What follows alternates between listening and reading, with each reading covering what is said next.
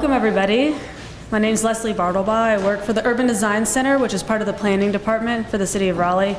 Our office is upstairs. You're welcome to visit any time if you have questions. This is the Urban Design Center's lecture series that we've been holding for several years now, called the UDC Talks. And this year we are working in conjunction with Park, Recreations, and Cultural Resources Department in the city of Raleigh to put together a lecture series that brings out really important topics with regard to the city as a whole, but also that are important to Dix Park, which, as most of you guys should probably know, is under the master planning phase right now. So a lot of my partners with this lecture series planning are in the room. Will you guys raise your hands? We've got several people here from the Urban Design Center and Parks that have put together this really wonderful lecture series. This year we have about, I think it's 11 lectures planned. We've gotten through about 4 months of those lectures so far. And so we have today and then September, October, and November as well. So stay tuned. There's some flyers in the back with today's lecture information as well as the whole series. And you can always find us on the City of Raleigh website. So I'm going to introduce Grayson Mon with the Parks Department, who is on the planning team for Dix Park, and she will talk about the partnership with Dix for this lecture series, as well as introduce our speaker, Patrick, which I'm really excited to have today. So thank you. Thanks, Leslie. Like she said, I'm Grayson Mon with the Parks Department. We are very excited for this lecture series. It's been going very well. We're very glad to see that you're willing to come spend your lunch hour with us. We want to thank the Dix Park Conservancy. They've made the sponsorship of this lecture series possible. And I also want to thank our volunteers that we have associated with the park. We have several volunteer groups that have already started attending some meetings, and we're thankful for their time. I see a few of them here. And with that, I'll introduce Patrick. He is a North Carolina native. He began combining his carpentry skills with his love of nature to create sculptures using tree saplings as construction material. He is now an internationally renowned sculptor that is known for his use of saplings to create monumental environmental works that have gained acclaim worldwide. He will discuss his sculpture in detail and his interplay with the public, reminiscing about his adventures he had and his long career making art public. So with this, we're excited to have him, and hopefully he can help us dream a little big as we start venturing into our Dix Park master planning process. Thank you, Patrick. Thank you very much. Y'all are really nice for coming out today. You know, as a sculptor, the majority of my best daydreams are about creative problem solving. They're dreams about using space in an exciting way, a way that captures my imagination and stirs the imagination of all those people who come within range of what I do. I use saplings in my work, usually gather them along roadways, under power lines, somewhere where maintenance crews strive to keep them down. And when I turn to sculpture, I look for a way of working that I might already know, some simple technology, some simple method of joining that I might already be familiar with. Like a seamstress turned sculptor might continue to use Velcro fasteners and zippers in her work. It wasn't so unusual that a woodsman like myself would see the potential of the saplings along his driveway. They're plentiful, they're renewable, and it's just like having a giant warehouse always at your fingertips. After working with this material for a while, I realized that I had a deeper resonance with it. I'd grown up in the woodlands of North Carolina, and as you know, we have lots of underbrush and intersecting lines. And as some children laid in fields and looked at the architectural details of clouds, I found myself looking at the drawing quality of the landscape, all those hatch marks, all those potential pictures in the treetops. And when I turned to sculpture, it seemed easy to co-opt the forces of nature and play that natural drawing style out onto these large gestural works. You know, before I could begin, I had to figure out what birds and beavers and other natural shelter builders know about sticks. And that is that they have an inherent method of joining. If you drag a stick through the woods, you see what I mean. It entangles in everything. That's got that infuriating tendency. And that's really the simplest method of joining. And every stick has a little flexibility, so if you pull it through a matrix and let it go, it snaps back and holds itself in place.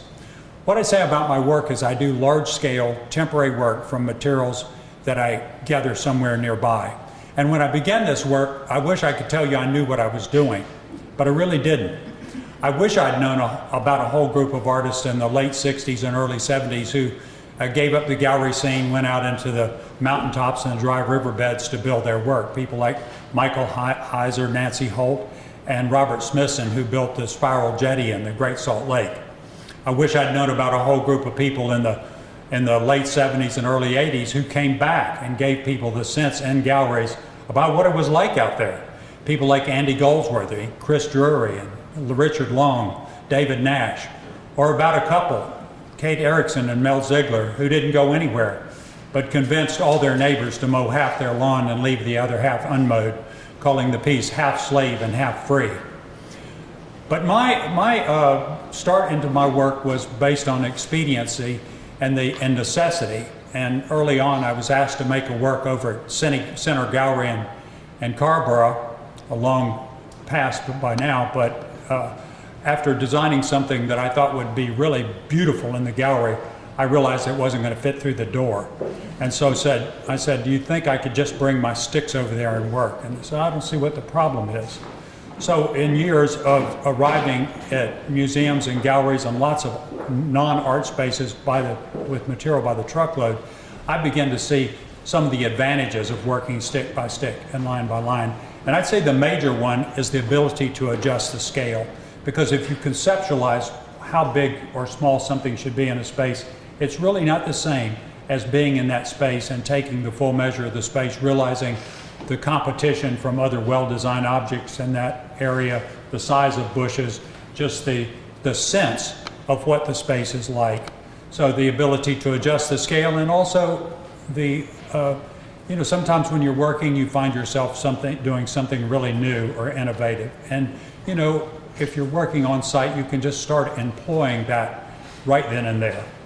Before I do build a piece, I make a site visit, and I learned eventually that I had a method to my madness. And the first thing I do when I arrive someplace is to try to remember how I feel.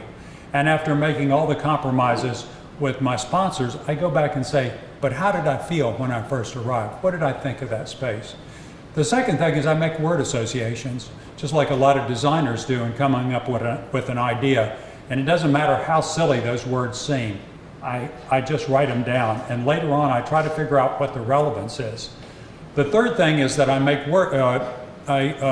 make thumbnail sketches, and these are not line-by-line renderings. They're just kind of ideograms.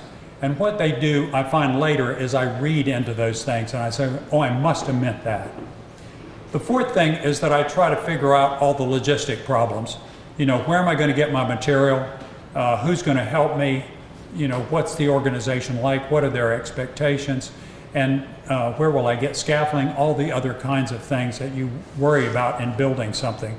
And finally, I try to come up with a personal storyline so that I can figure out how to add my energy to my idea. While I was thinking about coming over here, I thought, I ought to say at least 3 things that are important about my work. See, I wrote them down here so that you would know. And but before I say those 3 things, I would say that one thing about my career is it's survived many monikers. When I first started 30 years ago, people thought that sticks were found objects, and that was art pauvre. And then all of a sudden I started answering to installation artists. Yeah, that's right, installation artists. And then site-specific. And as people started to think more about the environment and those issues became stronger in people's mind, they'd say, hey, you're an environmental artist, or you're a land artist, or you're a nature-based artist. But lately, I was out in Palo Alto working, and someone came up to me and said, oh, you're so farm to table. And so the only thing I can hope is that my work will survive that. One of the first thing about myself and my career is that it's survived, it's flourished, it's matured outside the normal art system. In other words, a system that is based really on gallery and making money through galleries. And early on, I was doing some postgraduate work at UNC in the art department. And as I came to that end, somebody said, well, you better go to New York now, get yourself a gallery and get going. Of course, it wasn't about a week later, somebody said, if you go to New York, somebody's going to take your good idea, they're going to do it better than you, and then you'll be out. It turns out that there was a visiting artist at the time at UNC, Susan Peterson, who was big in the clay world, and she said, I don't think you should worry, because it's as easy to be a national artist as it is to be a local artist. The only difference is that you have to be willing to be in the nation. And I've been trying to face that challenge for 30 years, trying to be in the nation. I've made 280 pieces. I work 3 weeks a month on each of those pieces. That's 10 works a year. You know, I'm always gone, but good for me, my wife still loves me, and I still have a family. You know, if I had focused on New York City as the only point of origin, I would have missed Chicago, Boston, Houston, Portland, Oregon. So there's just so many places out there that are worthy. I would have missed all the universities, which I've worked at and had a great opportunity. Would have missed all the sculpture parks. I would have missed a lot of the botanic gardens around the United States who are now sponsoring artwork. It turns out, whether it's urban or rural, what I've found is that there's smart people and big business, big buildings everywhere, and that most people that I've come in contact with are hungry for an unexpected art experience. The second thing about my work is that I've done temporary work. And let me see here. And over the 30 years of my work, I've seen that become more palatable, that temporary is actually acceptable now. Maybe it's because everybody gets a cell phone and they love it and then they just throw it away and get another one. Or, you know, it has been the rise of the word installation art and sculpture, and people really like installation art, and a lot of that is temporary work. So I think it's softened people up to the idea. But I also think that because people have become more interested in the environment, they've also been willing to accept life cycles. They're willing to accept that things grow and then pass away, that you have a nice flower bed, that it flowers, and then it becomes less. My hope is that temporary work refocuses the viewer back on the more more essential art experience. It's not about how much something costs or what you can sell it for. It's really, how does it make you feel? Is it transportive? Does it make you feel elated? Does it cause you a lot of personal associations?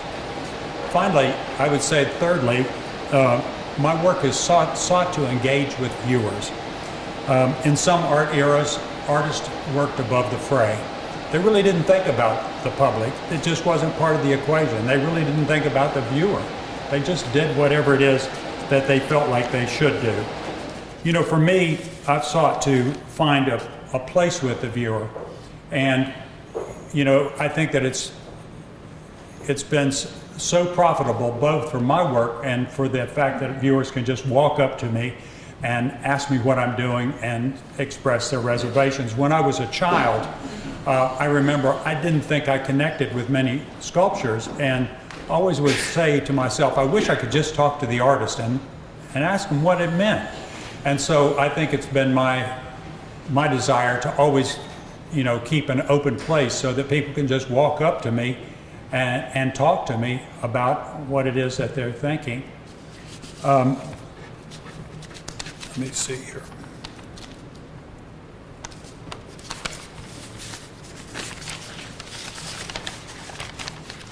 Oh, I just wanted to say a couple of other things. One is that one thing that's helped extend the experience for the viewer is that I have a 3-week building process. And so, you know, this it turned out to be magical because the person that's calling the police the first day you dump the branches on the ground are the same people that are asking you over for dinner the day you leave. So there's a big transition, you know, as a kind of the illusion that's in the sculpture grows, you know, people change their feelings about it. The second thing is that I use volunteers, and this has really helped because it's hard to hate a sculpture if your neighbors are working on it. But what it really does is it makes art making look like a normal activity. When you see somebody you know out there working and the piece is turning out beautifully, you say, well, maybe it is a little bit about us. I have slept in a lot of beds, and I've rented a lot of cars, and I've had a lot of conversations, and so, of course, I have a lot of stories, and I can't let you all escape without telling you a couple of them. So I would say the first one was when I first started working down in Cameron, North Carolina. They had a little gallery started, and so they asked me would I bring these seated figures down and put them on their porch. I had no sooner got home than the gallery called me up and they said, we're sorry to tell you, but after you left, tractor trailer of sweet potatoes lost control on the railroad tracks. It ran up our embankment, tore our porches off, and your sculptures went flying. Oh, and by the way, when the truck stopped steaming, a naked lady crawls out of the passenger side window. We had to put a towel around her. And I said, let me get this straight. You're going to call your insurance agent and say, as the truck came careening, that rather than looking after my sculptures, you ministered to a naked lady. And they said, well, that's right. And I said, good luck. So another thing is that I know I've slept in every hard bed, cold bed, and short bed. And once I was in Ireland working, and I had to go down on the coast and give a talk, and I met the people that were sponsoring in a bar, and they take me to their house so I can give it the next morning. And the key, it was in November, and the key should have been that when they walked in their house, they put a bigger coat on. And they sit down and they start reading the paper, and they start extolling the virtues of peat as a heating source. And from North Carolina, you know what a good fire is, and sitting around a peat fire is like warming yourself with a lit cigarette. And so I'm starting to get worried, and they said, don't worry because we've got a bed pad. Well, it turns out that this queen-size bed should have been called Frigidaire, and their bed pad was so small you couldn't have put it on a hot tooth. And so, what my salvation was that I'd been seeing all of these survival shows on TV. And so, I'm looking around the room of all the ways I can survive. I could pack newspaper in the bed, I could put the cardboard over there on top of me. And so I make it through the night, I'm really, really cold. And I get up and one guy says, you look cold. And I said, I really am. And he said, you need a drink.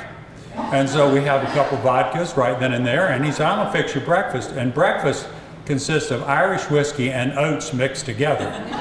So then I said, oh, I know how they do it. So another time I had to work in Japan. And so I get there and I'm supposed to work at this little temple. And it's a family shrine. And a lot of artists are inhabiting these shrines now because there are no monks to go there. And so they say I could work in the front yard. Well, Mr. Ueno takes me up to this thing, and it's built 400 years before. It's got a tin roof over a kind of a rice straw roof that's kind of stuck in under there. And he's opened it up, and there are these kind of huge funerary statues in there, and a little frightening, and I see a big snake. And I said, Mr. Ueno, I recognize that snake. That's a copperhead. We have those in North Carolina. Hey, he said, that's not the worst snake that's here, but if that snake bites you, don't kill it. Just call my wife. She'll take you to the hospital. I said, Mr. Ueno, does your wife speak English? And he said, no, she doesn't. So the moral of the story is you can lay on your bed underneath that little roof, hearing all that things, moving that straw above you for just 3 days. And after that, you look up bleedy-eyed at the ceiling and you say, just go ahead and bite me. And you go right to sleep.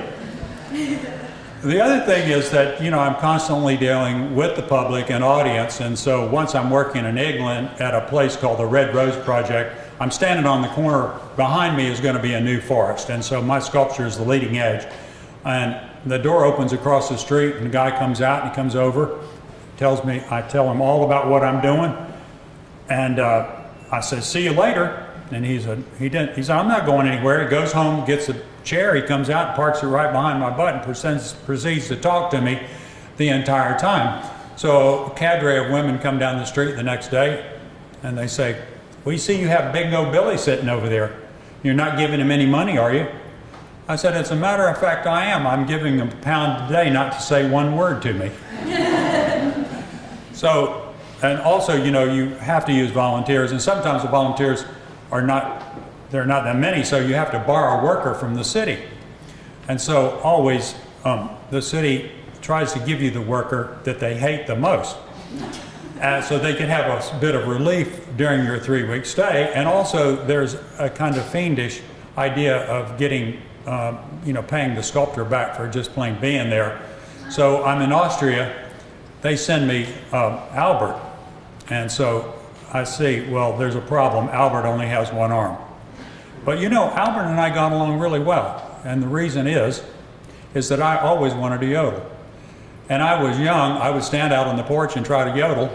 And my dad would step out there and say, if you're gonna uvulate, go in the closet. The thing is that Albert could yodel. And he could really yodel. And we were in the Alps. And you could say, Albert yodel, and he would yodel until you said, Albert stop. I'll just tell you 2 more things.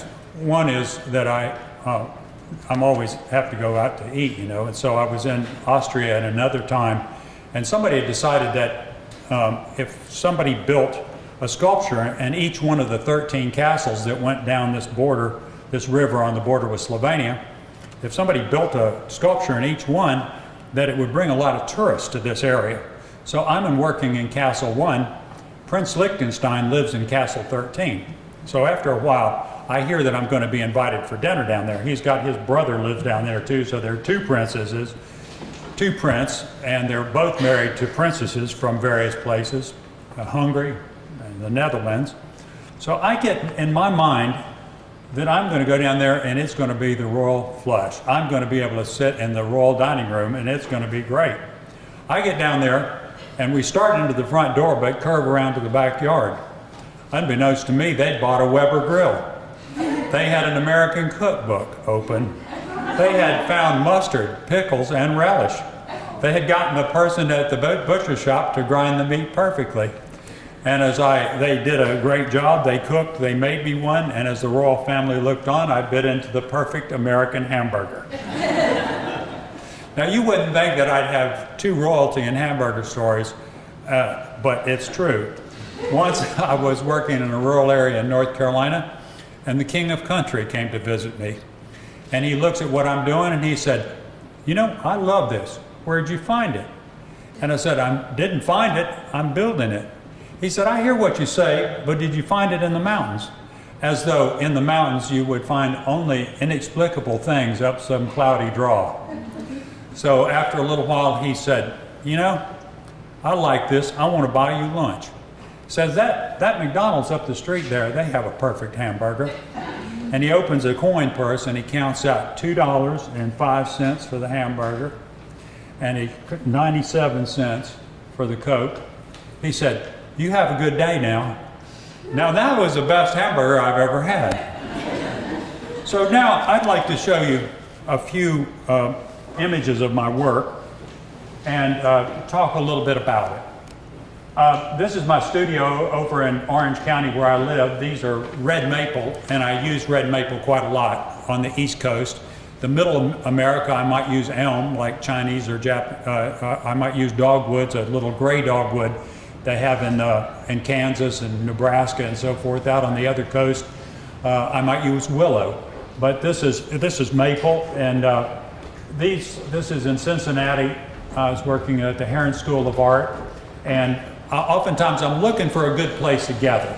In this case, the city was expanding its golf course, and so they were allowing me to gather all this maple off of the place. And so I'm out in Wyoming here. Somebody had the misapprehension that if they took a bulldozer and tried to clean willow out of their lake, there would be less willow. And so I was able to go and gather some of that willow to work. This is in Hawaii on Maui, and we're gathering strawberry guava and eucalyptus, and I don't know, there's some other like coffee tree in there and so forth. This was in Ireland. We were gathering at a willow farm that is used for biomass. The idea was that you would grow this quickly every year and feed it into a furnace, and you would have an endless supply. It just so happens that the growers were there, but the power companies weren't that interested. So I was the willing recipient of some of this material. I just wanted to show you a piece from start to finish. This is up at Cornell. This is a great gathering place. We're gathering sugar maples. we have to get the material back to the place we're working. I'm working on the Cornell campus between the Performing Arts Center and one of the dormitories, and I want to make a companion piece for each one of these locust trees. And so they're going to allow me to drill into this plaza because they're about to replace it anyway. And you can see I've marked out the electrical lines, gas lines, and so forth underneath the plaza. I make a little drawing of how these things are supposed to sit against the tree. I want every tree to have a little bit different configuration of its companion. I mark it out on the ground, and so that I know what the footprint of the piece is. I drill some holes in there, put some bigger sticks down in there so that I have some structural base for my work. I set a scaffolding around these pieces and use it as an exoskeleton, and then pull the sculpture over to it, tie it, and then work over it, and then I can cut it loose and it will hold itself in place without having any string or wire on it. This is my scaffolding system. Sometimes it's low, sometimes it's really high, depending on what we're trying to do. And this was the final work. So I wanted to show you how I work. This was at the Savannah College of Art and Design. It's the old county jail, and they're going to turn it into a library. They've given it over to the college. And so my idea, since it was a jail, I would make some escape hatches or some kind of flying magic carpet that you could get out of jail with. I just show you my method. So I work structurally first. In this case, I've got a platform lift, I'm running along, and I'm weaving into the jail bars. And so I'm going to make a structure. It's a bit like making a canvas and then drawing on it. So the structural level is first. Once you get some structure there, you can start applying your aesthetic. It's like, applique onto another surface. In this case, I'm trying to work on these circularities. The final phase is the cosmetic phase, where you go back and basically erase. And so you're using little small sticks, you put them over things that you feel are disconcerting, and then you maybe reassert something with a bigger line. So I work in three ways: structurally, and then I'll work aesthetically, and then cosmetically on the top of that. I wanted to talk about my work in terms of temporary, because I do temporary work. This was down in Salisbury, North Carolina. It was on a pink and white dogwood in their front yard. It's kind of a container form that goes over the building and has another piece on the other side. I knew from an arborist that I had only 3 months before it would affect the tree, so it bloomed out in pink and white dogwood blossoms, then it bloomed out on these leaves, then it was time to take it down. So we're about to pull it to the dump behind this gentleman's car, and there are no wires in it. It's pretty stable. We'll be able to drag that down the street in a way. This was at Swarthmore College, and sometimes I'm allowed to use a tree. In this case, the tree was coming down in 2 years, so I was able to use this tree. Luckily for me, it had a strong vertical on one side and all the limbs were on the other. So I can make this contrast. It's called abracadabra, and it was kind of stacking piece up the side of this tree. Sometimes you can't be faint of heart. If you're going to use the tree, you have to use the whole tree, so it doesn't look like you've been chicken about it. But sometimes that's kind of frightening to get up there and to get it all said and done. This is winter configuration, and then this was its kind of takedown with some kind of dramatic shots. There is an arm to that lift on the other side there. It's not a magic box. This was a piece that was made in a sculpture park in Denmark called Krakkemakken, in which you have to gather the materials within the park itself. It's a nature-based sculpture park. So this is little big man. He's seeking his own reflection. Got willow from around. You can crawl up in his inside and look out the face. And then this was its winter configuration because the area flooded, leaving a kind of mythic look to the piece. And then this was 2 years later, the old soldier fell down, and maybe this would have been a great creation in and of itself. This is a piece at Frederick Meyer Gardens and Sculpture Park in Michigan, and everybody, the North Carolina potters made face jugs, the Romans made face jugs, and this was my attempt at a face jug. you look at these pieces and they look back at you through this huge glass window wall. The thing was that we set them far enough from the building, but at a point there was a 4-foot snow, and the snow came tearing down the roof and knocked these poor pieces over and left them screaming. And finally, this is at Clemson University. This is built after the Tempietto in Rome, but this piece is called Sittin' Pretty. And we actually bare rooted a lot of living plants into the walls of this thing. And so this was, this was 5 years later, and where it started getting some leaf on it. And then this was 7 years later, and now there's just a grove of trees there to kind of as a memento for the original piece. You know, I wanted to talk about my work in terms of drawing.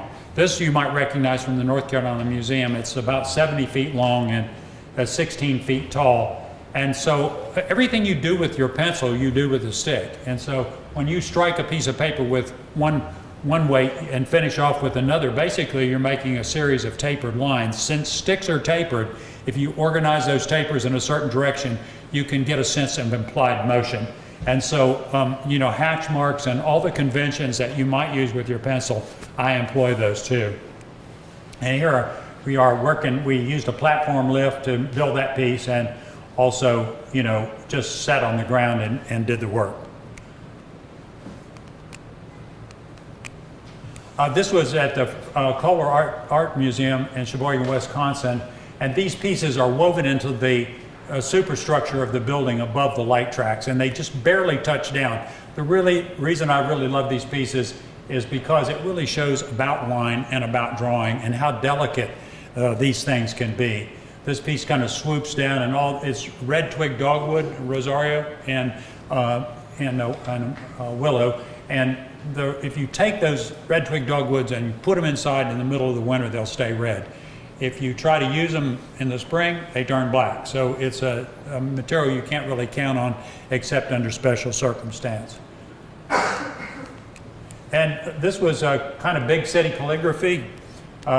You know, if you work at the World Trade Center, you work with the Port Authority, and they say, you can bring your sculpture here as long as the sticks don't touch the walls, the floor, to the ceiling. So I got the idea of borrowing ladders from Putnam Ladder Company and then hiking them up, much like the electricians were doing, and built this kind of big piece, which I thought was a bit about drawing. This is a piece at the Phillips collection, in which I'm kind of using smaller sticks to exaggerate the kind of drawn quality of the building itself. I'm sitting on the outside of the building looking down through the oculus, and that's 3 floors of sticks. It's about 16 feet across the interior of that. I used a platform lift and then went up and down and had spotters on the stairs. So I'm sorry, this thing. There we go. Used spotters on the stairs, and so, you know, I was able to build and work credibly. A lot of times I have to work in interior spaces where the ongoing activity of that space has to continue. So I've learned a lot about protecting the surface, protecting the people that work there, and it makes it much more exciting if they can just talk to you as you're installing. You know, I always use volunteers in my work, and this is a piece in France. I see a carpenter there and the druggist down the street, and this is my assistant, and this guy's a student.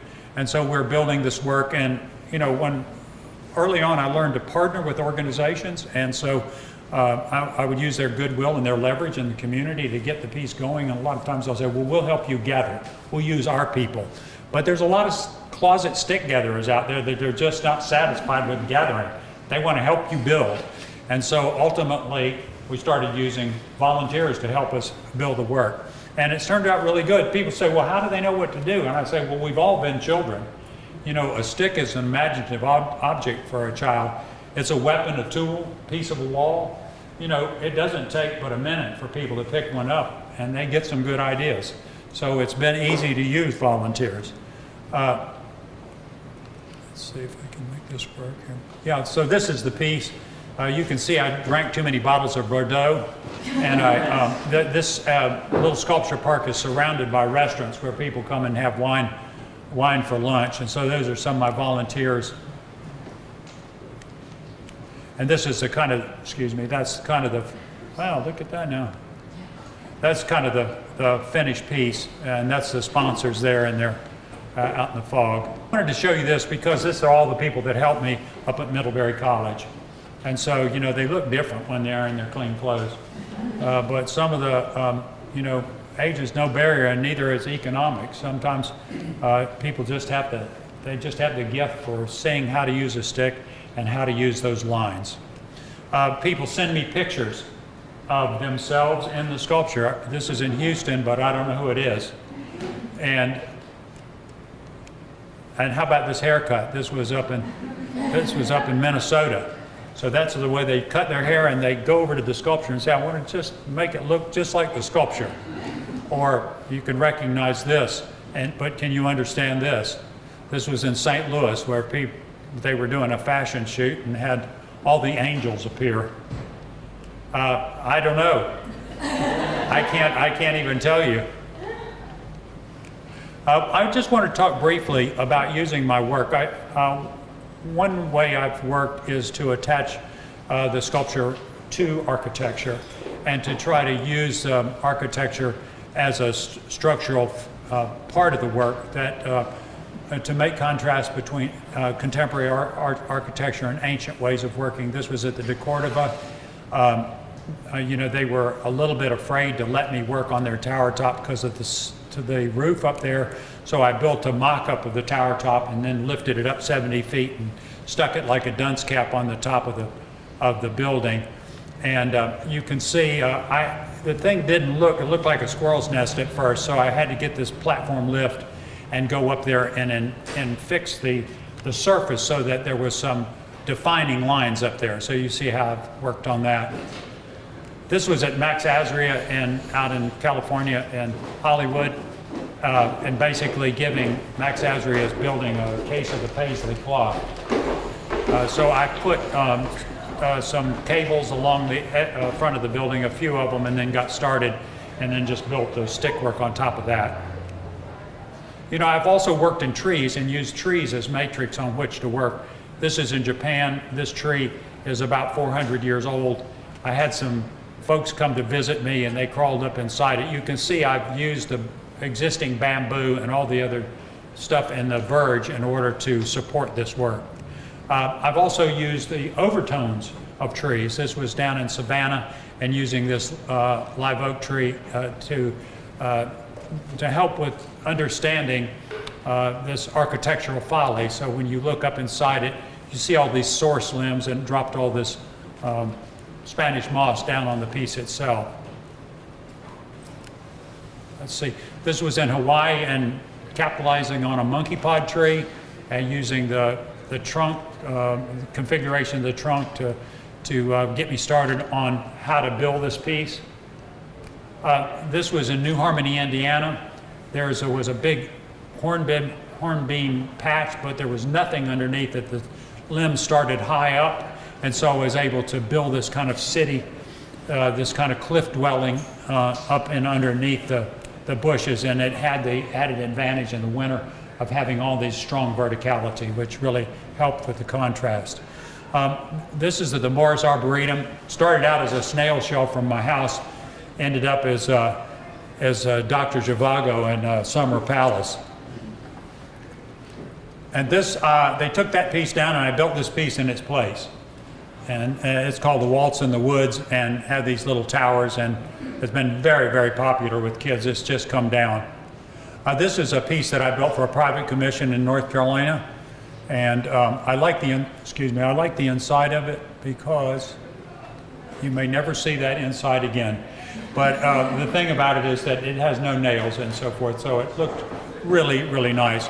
This is at Purdue, and I'm looking down from the building, and they have a lot of serpent mounds in the Ohio Valley, and these serpent mounds are not really like snakes, but they're serpentine, and so I took that as a model for making this piece. I'm using willow there of various colors. This is Bowdoin College. I've learned to take multiple pieces and hook them together at the waist, in this case, in order to resist snow, wind, and other things. So you have to strategize about making things that will fit the site and that will hold up under the pressures of whatever they are in that site. This was at the Museum of Glass in Tacoma, Washington. It was for their initial exhibition, and using the water to extend the image of the piece itself. This is the winter configuration of this spring of this piece at the Peabody Essex. You know, it's the Salem is all about gables, and so is this. Let's see if I can get the next one. This piece I just finished over at the Hermitage in Virginia, Hermitage Museum in Norfolk. I like it. I like it just because of the conviviality that was going on that night. And this is a piece I just finished up in Montreal at the Montreal Botanic Garden. I did 3 works up there, but this is based on a Celtic knot, kind of like something you'd see in an illuminated manuscript, and the walls kind of continue endlessly. And you'll see, you might be able to see, there's the overall look of it. What I really wanted to show you is how many people will come to see a sculpture burn. And this is in Scotland, and this actually is everybody in Scotland. And they came because they knew 1 year hence when I built it that they were going to set it on fire. That's the Druidic tradition, you know. And so this is the piece. It was built after the Callanish standing stones. It's these kind of big things, excuse me. This is my scaffolder that brought and took away my scaffolding, and they used sets just to scale. That's that fateful night when they set it on fire and did the wild dancing. This is the aftermath in the morning. And can you believe this? The dancers would cook their breakfast on my sculpture. I do have a book, and you could get it from Amazon, order it from my website, or go to your local bookstore. Thank you very much.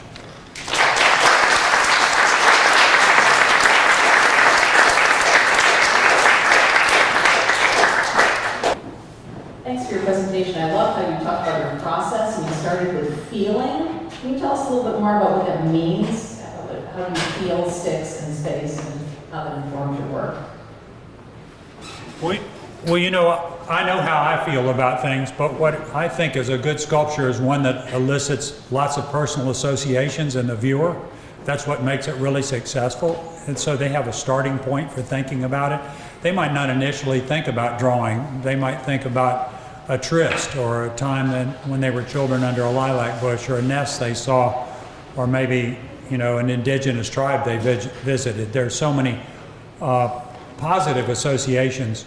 We all love a simple shelter as well. It's kind of a desire to go back to the Garden of Eden and step across the forest curtain and breathe with other animals for a while. So I think that, you know, for this work, it is it's sensuous. It's compelling because you can find some starting points within it. I've been a fan of the piece in the cafe at the Museum of Art for a long time. So, did you have any particular feelings when you walked into that space? And do you have a storyline that goes with that piece of work? Well, in a way, you know, when a piece is interior, you always feel like nature is coming to take over again, and maybe to fight back a little bit. And certainly, for me, that was kind of my initial feeling, that would make something that had a lot of energy, that would go, scrawling across the wall, that you just, had uplift as part of it, that broke the upper edge of the ceiling, so it just didn't sit on the wall. It flashed. It starts around the corner in the gift shop, so there's this kind of feeling like it's rooted there somehow, and then it comes out and then plays itself out over the wall. I see you work mostly with willow and maple, but do you ever work with anything thorny? You must mean Russian olive. No, there's a lot of thorny plants. Some are near thorny, but I try to, sometimes I'll work with anything if I can't get it. Like privet has got a kind of thorn on it, not really, but it's really hard on your hands. But on occasion, we found certain privet groves that were great. So there's always, I never say never. So you say, in North Carolina, the cherry is too brittle. I say, I can't use cherry, and then you find that Massachusetts has fire cherry, and it's perfect. You can bend it any way, shape, or form. So I never say never. Oftentimes, building will have burnt down, or an old institution, the ligustrum from around the building will have taken over by acres, and you'll say, oh, I could use that. How do you figure out how much material you need for a project? It's kind of hard, but what we've been getting lately, we try to get about a tractor trailer load, which is about 40 feet by about 6 feet high by about 8 feet wide. And, by the time we've cut through it and munched it in different configurations, that's about enough. Sometimes it's a bit more than we need. Sometimes it's just right out what we need. So. I was interested in what you said about the volunteers that come out to work. And today, how do you get the volunteers to come? Is that just they see you out there working and come join generally, or do you kind of Yeah, sometimes that's been true. If there's been a mess up and nobody's scheduled volunteers, you see me on my knees on the walkway and Ames saying, you want to help me? But generally we leave it to the organizations to set up some kind of a roster, and then people call, either general public or they might have a dedicated population they're using. Like if you're on a campus, most likely they want to use students. But not always. Sometimes it's been the general public on that town that saved me. Maybe the students didn't really want to do it, or they didn't get approached in the right way, so they really didn't know about it. So, there's a lot of glitches, but that's not what we look at. We problem solve every day, and we're always able to produce a great work. This will be available on YouTube after we edit it, along with all of the previous ones. They're all almost completely edited, so you guys can view it again and share with your friends.